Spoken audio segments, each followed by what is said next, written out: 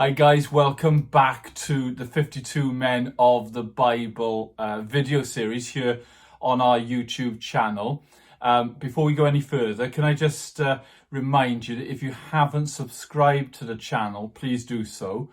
Subscribe to it, like this video, share it, comment on it, do all of that stuff. That's really helpful, and it gives us a way of interacting and engaging with you. This week is week 29, and we're looking at the prophet Isaiah. Now, the prophet Isaiah is possibly one of the most famous prophets in the Old Testament, and there's a whole book about him. And here in CVM Cymru, we use Dyma fi anfon fi as one of our go-to inspirational verses. Dyma fi, here I am, anfon fi, send me. And that was one of the statements that Isaiah made before God. But before we go any further, and before we talk about his life, maybe read that passage, Isaiah chapter 6. It is flipping amazing, and will really inspire, challenge, and encourage you. And then in a few minutes, we'll come back and we'll look at the life of Isaiah.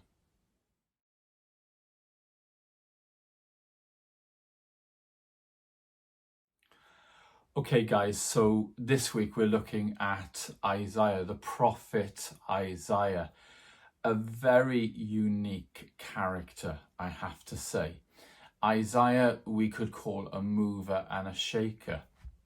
He had the opportunity to speak into places of influence and to people who had power.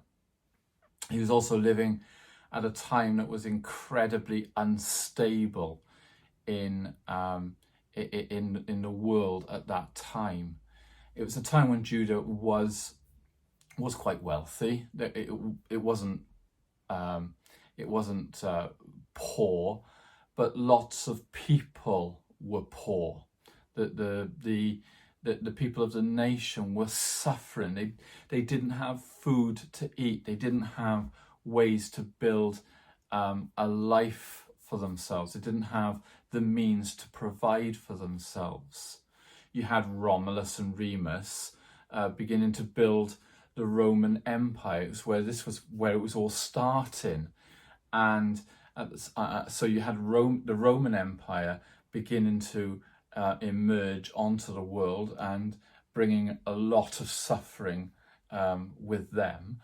But then on the other side, you had in the Greek half of the world, if you like, you had the Spartans and all of the war and the suffering and the death and all of that stuff that came with that. And in the midst of all of this, God still looking down on Israel, on Judah, calls Isaiah to be his prophet at that time.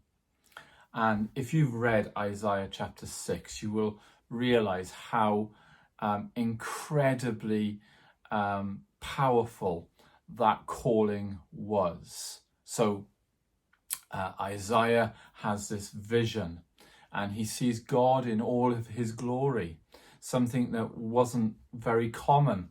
It still isn't very common for us to see God in all of his glory.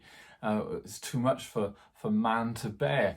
But Isaiah gets a glimpse of this in the vision, and he sees God on his throne, and he sees the angels and all of the celestial heavenly beings worshipping God, glory and honor being lavished onto God. Holy, holy, holy Lord God Almighty. This is an incredibly powerful, holy moment that Isaiah is rightly overwhelmed by, and he realizes that he is a man, a sinful man. He realizes that he can't stand before God. He has nothing to bring, and he says, "I'm a man of unclean lips, and I live amongst a people of unclean lips." And he really understands his sinfulness, and God comes to him, and he places this calling on the life of Isaiah to be the voice piece of God, speaking to those who had power, speaking to those who had influence, and speaking to the whole of Israel and Judah. And this is a calling that is like literally overwhelming. It's one that I think many of us would just say, this isn't for me. And yet Isaiah's response is, as I said in the introduction, Dyma fi anfon fi. It's here am I, send me. And that for me is the lesson, the biggest lesson that we can learn from Isaiah. That willingness, knowing who he was, knowing that he was a man of unclean lips, knowing he was a sinful man, knowing that he stood in front of a holy God, was still willing to step up, feeling totally unworthy, and say, here am I. If you can use me, God, then send me. And what did he do? He became a prophet that never ever turned away from his calling. Now, we talk a lot, don't we, about the narrow path, that once we follow Jesus, we're called onto a narrow path. And Isaiah was on that very same narrow path. He never turned to the right or to the left. He never ever gave up. All the things that we aspire to, all the things that are in the code that we use, all the things that are biblical descriptions of what a man of God really looks like. Guys, I want to challenge each of us, and I'm challenging myself as much as I am anyone else. But do we have a spirit of Dyma fi anfon fi? Do we have that spirit of, here am I, Lord, send me? I don't know what I can do. I don't know how much I can good I can bring, but I know that I am a vessel in your hands, and you are the potter, I am the clay, and you can mold me and make me into whatever you need me to be. Guys, be inspired by Isaiah. You know, read chapter 6 again, read it and absorb it and understand it. Understand the context that he lived in. I mean, he had other guys, other prophets, Micah, Amos, Hosea. You remember Hosea, who we talked about a week or so ago, a couple of weeks ago?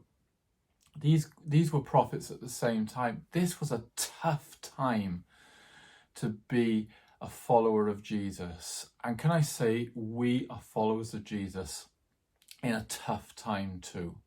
We talk about Judah, not the people of Judah not having food to eat, not having the ability to create wealth for themselves, not being able to build a life for themselves. A lot of suffering, a lot of difficulties. Does that sound familiar? It should do, shouldn't it? We are living in very similar days. And I think our only response to this, if we love Jesus and if we love those around us, is to say to God, Dyma fi anfon fi, here am I, send me.